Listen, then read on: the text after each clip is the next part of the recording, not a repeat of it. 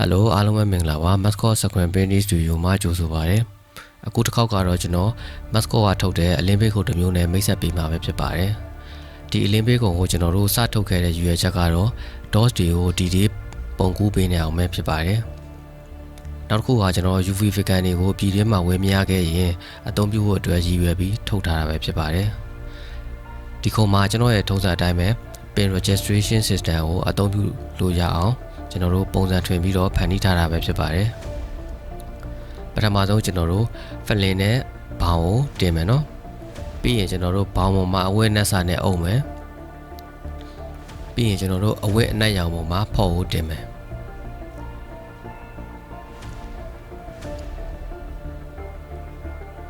နောက်ပြီးရင်ဖော့ကိုအပေါ်ကနေပြီးတော့တညီတဲ့ဖိချဖို့အတွက်အပြားတစ်ခုတင်လိုက်အောင်မယ်ပြီးရင်တော့ကျွန်တော်တို့အဖုံးအုပ်ပြီးတော့ဆွဲလိုက်မယ်နော်ဒီနေရာမှာကျွန်တော်တို့အဖုံးမှာပတ်တာနှစ်ခုပါမယ်အဲ့ပတ်တာနှစ်ခုကိုချိတ်လိုက်မယ်နော်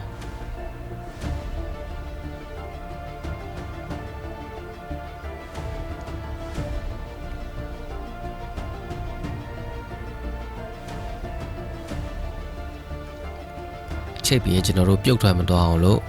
ကလစ်နဲ့တွဲလိုက်မယ်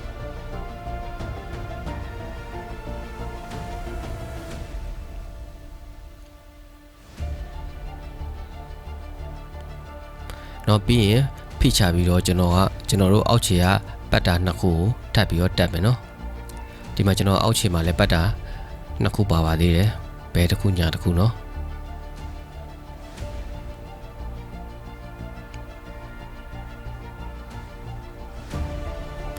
နောက်ပြီးရင်တော့ကျွန်တော်တို့အလင်းပေးလို့ရပြီပဲဖြစ်ပါတယ်ဒီနေရာမှာကျွန်တော်တို့ဒီခုံမှာကြတော့တိုင်မှာမပါသေးဘူးเนาะအခုနောက်ပိုင်းထုတ်တဲ့ခုံတွေကတော့တိုင်မှာတွေပါလာတယ်ဒီခုံကကျွန်တော်စပြီးတော့ဒီထွေအောင်မြင်ထားတဲ့ခုံလေးမလို့ကျွန်တော်အမှတ်တရတင်ထားတဲ့ခုံတစ်ခုဖြစ်ပါတယ်ဒီခုံရဲ့အားသာချက်ကကျွန်တော်တို့ဒီမှန်ရယ်ဖလင်ရယ်ပိုးစာရယ်ကိုတသားတည်းဖြစ်သွားအောင်ကပ်ပေးနိုင်ပါတယ်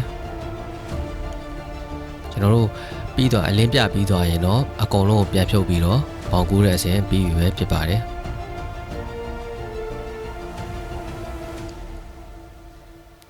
ဒီခုံလေးကိုမှာယူခြင်းသူများက